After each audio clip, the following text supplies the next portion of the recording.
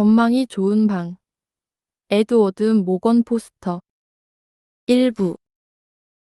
제 내장, 제 내장.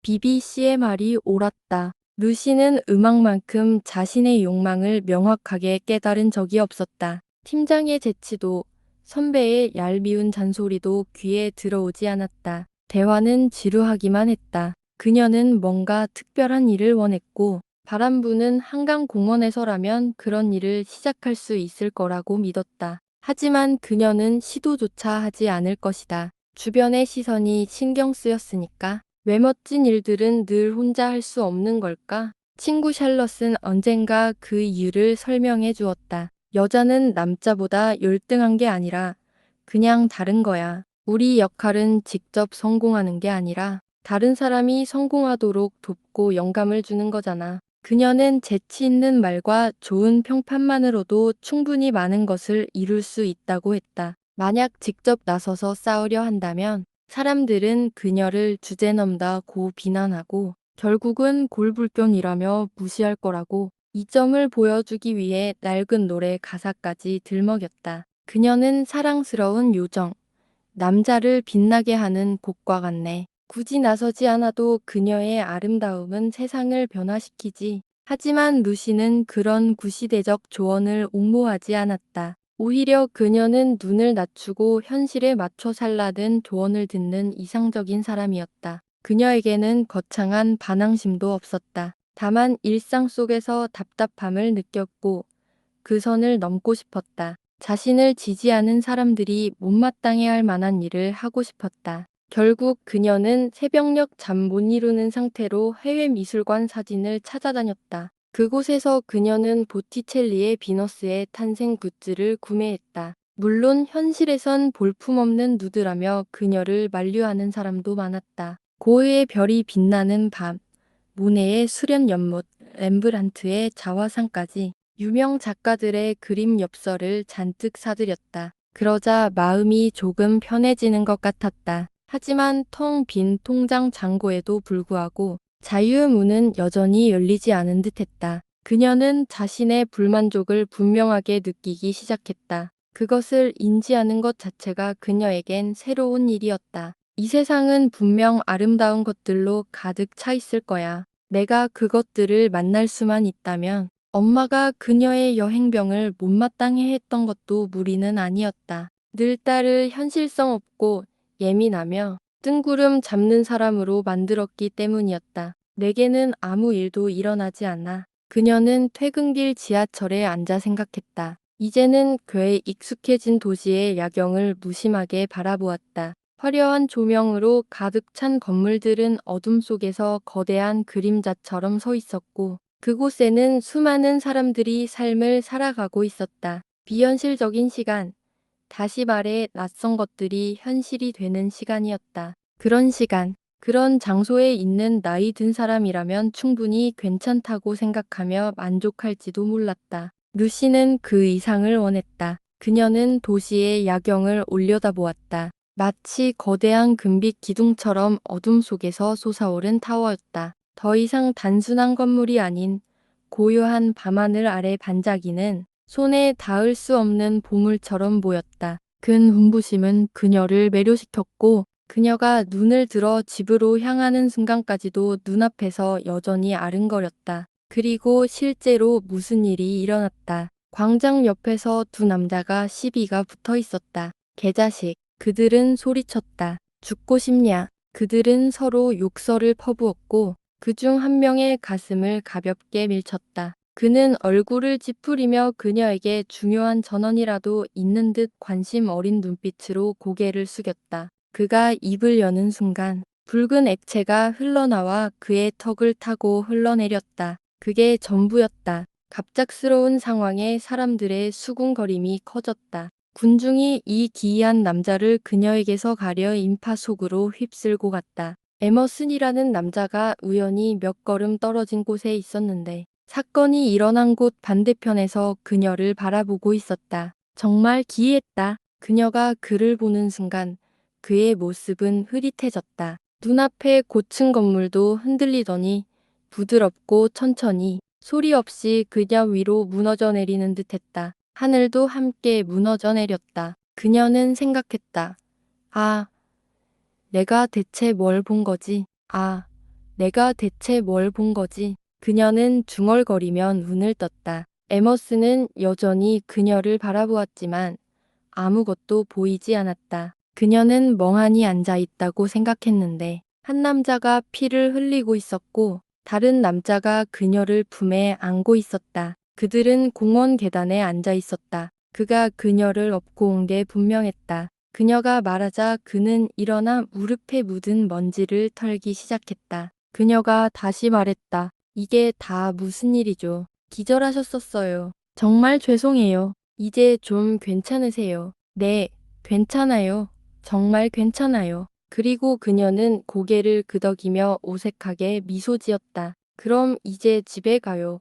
여기 있을 이유 없잖아요. 그는 그녀를 끌어올리려고 손을 내밀었다. 그녀는 못 본 척했다. 분수에서 들려오는 울음소리는 그칠 줄 몰랐다. 공허하게 울려 퍼졌다. 온 세상이 창백하고 본래의 의미를 잃은 듯했다. 정말 친절하셨어요. 넘어져서 다칠 뻔했어요. 하지만 지금은 괜찮아요. 혼자 갈 수 있어요. 고맙습니다. 그의 손은 여전히 뻗어 있었습니다. 아, 내 사진들. 그녀는 갑자기 소리쳤다. 무슨 사진이요? 알리나리네에서 사진 몇 장 샀어요. 광장에 두고 온 것 같아요. 그녀는 조심스럽게 그를 바라보았다. 그 사진들을 가져다 주면 당신의 친절에 보답할 수 있을까요? 그는 친절에 더해 이렇게 말했다. 그가 등을 돌리자마자 루시는 미친 듯이 달려 일어나 아케이드를 따라 아르노 강으로 몰래 들어갔다. 허니처치 양. 그녀는 가슴에 손을 얹은 채 멈췄다. 너는 가만히 앉아 있어. 혼자 집에 갈 자격이 없으니까. 네. 정말 감사합니다. 아니, 그렇지 않아.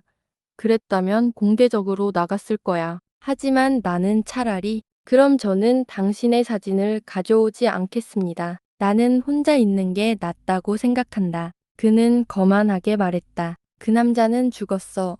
아마 죽었을 거야. 푹 쉴 때까지 앉아 있어. 그녀는 당황하며 그의 말에 따랐다. 그리고 내가 돌아올 때까지 움직이지 마. 멀리서 꿈에 나오는 듯한 검은 두건을 쓴 존재들이 보였다. 궁전탑은 지는 해의 그림자를 잃고 땅과 하나로 합쳐져 있었다. 에머슨 씨가 어두컴컴한 광장에서 돌아오면 어떻게 말을 건네야 할까? 다시 한번 생각이 떠올랐다. 아, 내가 무슨 짓을 한 거지? 죽어가는 남자뿐만 아니라 자신도 어떤 영적인 경계를 넘었다는 생각이었다. 그가 돌아오자 그녀는 살인 이야기를 꺼냈다. 이상하게도 그건 쉬운 화제였다. 그녀는 그 이탈리아인에 대해 이야기하며 5분 전에 자신을 기절시켰던 그 사건에 대해 거의 수다스러워졌다. 멍했던 정신이 돌아오자 그녀는 몸의 중심을 잡고 아르노 강변을 향해 씩씩하게 걸어갔다. 마부가 지나갔지만 그들은 잡지 않았다. 그리고 가해자가 피 흘리면서 제게 다가오려고 했잖아요. 진짜 이상한 사람들. 이탈리아인들은 뭐 다 안다고 하는데 제 생각엔 그냥 유치한 것 같아요. 어제 사촌과 파티에 갔을 때도 무슨 일이 있었어요. 그는 강물에 뭔가를 던졌다. 뭘 던졌어요? 제가 원하지 않는 것들이요.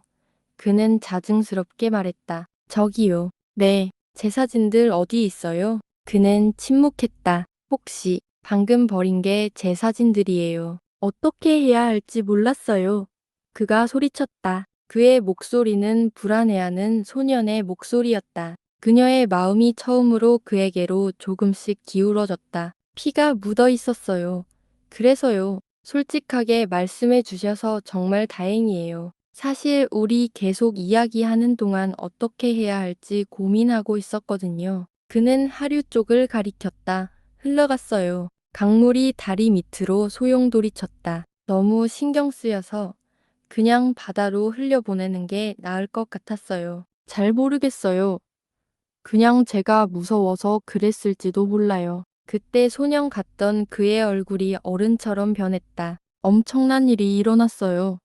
당황하지 말고 마주해야 해요. 사람이 다쳤다고 해서 세상이 끝나는 건 아니잖아요. 루시는 그를 막아야 한다는 경고를 받았다. 그 일이 일어났습니다. 그는 반복해서 말했다. 그리고 그것이 무엇인지 알아내고 싶습니다. 에머슨 씨. 그는 마치 그녀가 추상적인 탐구에 방해가 된 것처럼 눈살을 찌푸리며 그녀에게로 돌아섰다. 들어가기 전에 꼭 물어보고 싶은 게 있어요. 그들은 연금 근처에 있었다. 그녀는 멈춰서서 팔꿈치를 제 방 난간에 기댔다. 그도 마찬가지였다. 때로는 위치의 동일성에는 마법 같은 힘이 있다. 그것은 우리에게 영원한 동지애를 암시하는 것 중 하나다. 그녀는 팔꿈치를 움직인 후 말했다. 나는 터무니없는 짓을 저질렀습니다. 그는 자신의 생각을 다루고 있었습니다. 제 인생에서 이렇게 나 자신을 부끄럽게 여긴 적은 없었습니다. 무슨 일이 일어났는지 상상도 할 수 없습니다. 저는 거의 기절할 뻔했습니다. 그는 말했다. 하지만 그녀는 자신의 태도가 그를 불쾌하게 만들었다고 느꼈다. 글쎄요. 저는 당신에게 1000번이나 사과드려야 할 것 같아요. 아, 알겠습니다. 그리고 이게 진짜 요점인데 사람들이 얼마나 어리석은 수군거림을 하는지 아시죠? 특히 여성들이요. 제 말이 무슨 뜻인지 알겠어요. 아니요. 제 어리석은 행동에 대해 아무에게도 말하지 않겠어요. 당신의 행동이요? 아, 네. 알았어요. 알았어요. 정말 감사합니다. 그리고 당신은 그녀는 더 이상 부탁을 할 수 없었다. 아래로 강물이 쏟아져 내리고 있었고 다가오는 밤에는 거의 칠흑 같은 어둠이 드리워져 있었다. 그는 그녀의 사진을 강물에 던지고 그 이유를 말해주었다. 그런 남자에게서 기사도를 찾는다는 건 가망이 없다는 생각이 들었다. 그는 쓸데없는 수다로 그녀에게 해를 끼치지 않을 것이다. 그는 신뢰할 만하고 지적이고 심지어 친절하기까지 했다. 어쩌면 그녀를 좋게 생각할지도 몰랐다. 하지만 그에게는 기사도가 없었다. 그의 생각은 행동처럼 경외심에 의해 변하지 않을 것이다. 그에게 그럼 당신은 이라고 말하며 아름다운 그림 속 기사처럼 그녀의 벌거벗은 모습에서 눈을 돌리며 그가 스스로 문장을 완성해 주기를 바라는 것은 소용없는 일이었다. 그녀는 그의 품에 안겨 있었고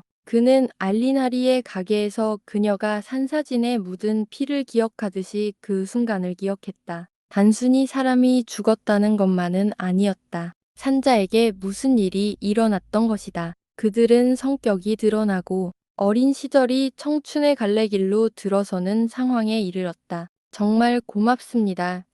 그녀가 되뇌었다.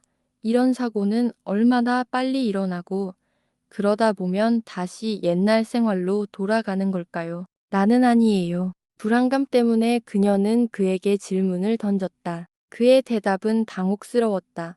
아마 살고 싶을 거예요. 하지만 왜요? 에머슨 씨, 무슨 말씀이세요? 나는 살고 싶다고 말한다. 그녀는 팔꿈치를 난간에 기대고 아르노 강을 바라보았다. 강의 굉음이 그녀의 귀에 예상치 못한 멜로디를 들려주고 있었다. 다음 영상에서 제5장 이야기가 이어집니다.